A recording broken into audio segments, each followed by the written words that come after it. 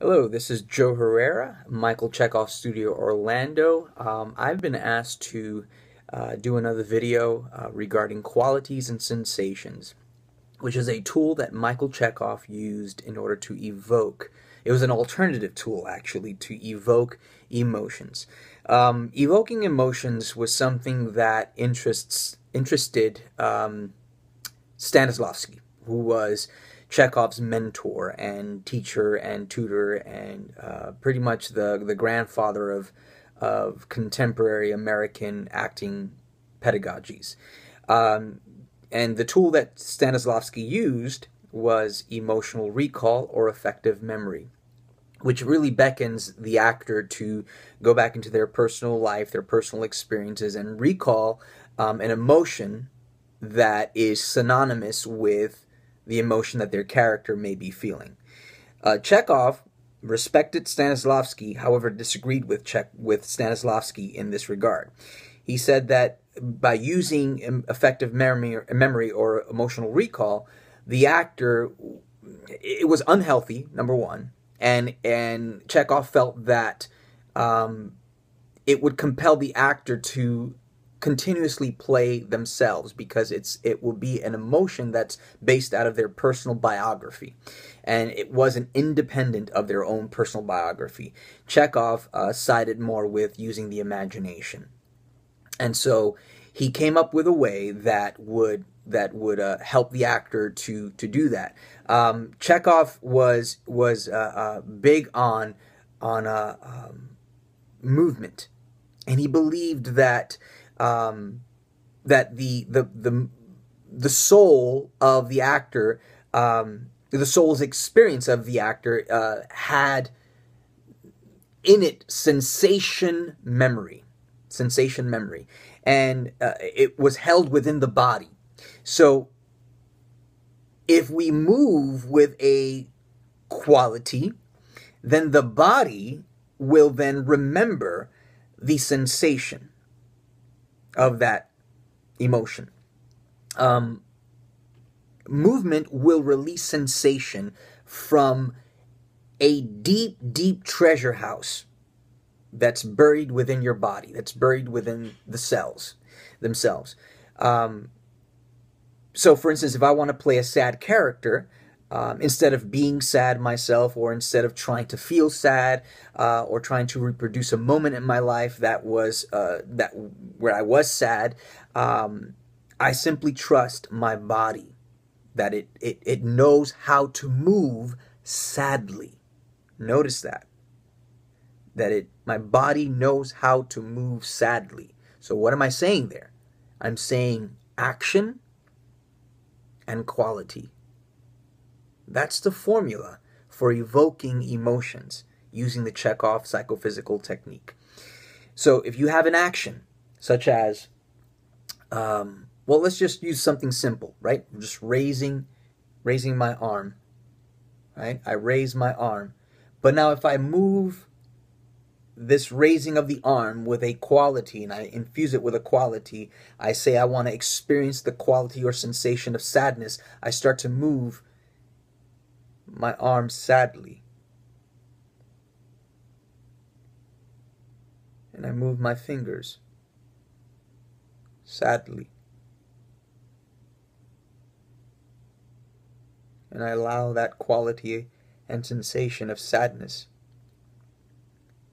to move inside my body. And I inhale and exhale sadly. And I start to experience the sensation of sadness. And what perhaps you as the audience or the spectator will perceive is this emotion of sadness. And there you have it. That's just an example that produced tears in me. And again, we're not going for tears, but we're going for the sensation. And that's just one example. You could use this with various different qualities, such as angrily, moving your arm or your body angrily. My focus would be in moving sadly or angrily, until every limb and every muscle of my being, of my instrument, every cell of me is moving with this quality. And as a result, when I do that, I'm simply just moving my body. I'm not focusing on anything, but just moving my body with this quality of sadness, moving my body with this quality of caution, moving my body with this quality of anger or joy or love, whatever the quality is. As a result, without me realizing it, I start to become aware of a particular sensation, a sensation that will start to permeate my whole entire body. My energy body will be permeated with this quality, and it will be permeated with this sensation of sadness, for example. I don't have to try to feel it. I don't have to try to squeeze it out from my actor's soul or my actor's instrument or my imagination or in some self-conscious way. I just simply invite it. I invite myself to experience the sensation of sadness, for example. And then as I invite that sensation then comes to me. Just because I'm moving my body with a quality of sadness, moving it sadly, moving it curiously throughout the space, throughout the room. And again, it's allowing your whole entire instrument, your whole entire being to permeate with this sensation that is evoked because you moved, you did an action, you did a what with a how. You did an action with a quality, and that quality then awakens that sensation. That sensation then awakens perhaps a feeling. That feeling then, as you, the actor, and in the character, is then perceived within the parameters and the context of the given circumstances of your character, is perceived by the spectator as an emotion. And I didn't have to go somewhere in my past personal experience to drudge that up. I simply used the artistic way of evoking emotions. And so here are some qualities to play around with in your own private leisure.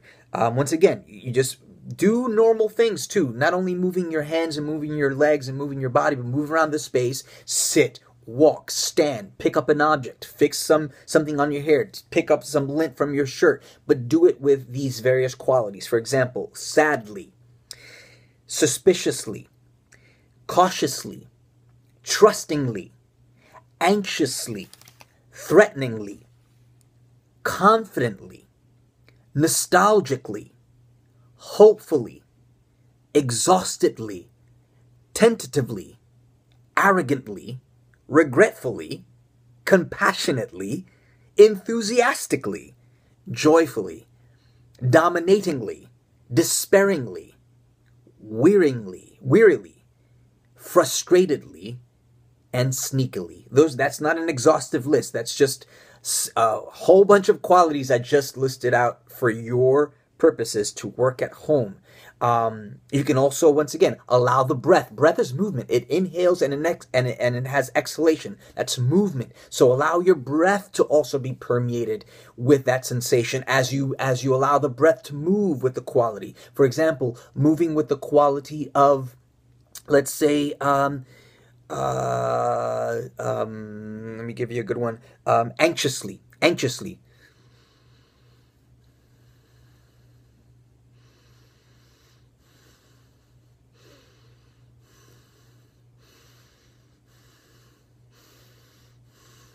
So that's just an example. And again,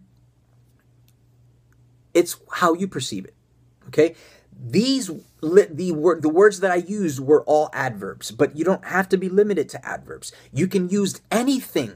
Anything can be a quality. It can be a texture. It can be a scent. It could be a sound. It could be a taste. For example, the moving with the quality of sourly moving through the space, or sweetly moving through the space, and whatever that produces in you. So take that example, play with it. Let your whole body move with these various qualities, and when you sense that your whole body is permeated with the sensation that this quality is producing, start to play around with levels. using a scale of 1 to 10. 1 being fully veiled, in other words, that it's more internalized, and 10 being that it's full out, it's full expressed, meaning that it's outwardly expressed. So you can use that codification of 1 to 10. And if the sensation starts to weaken, for example, if you're working with the sensation of caution and you're moving your body or your limbs cautiously, and you're veiling it to a 1, but the sensation of caution weakens in any part of your body, focus again on moving that part with that quality.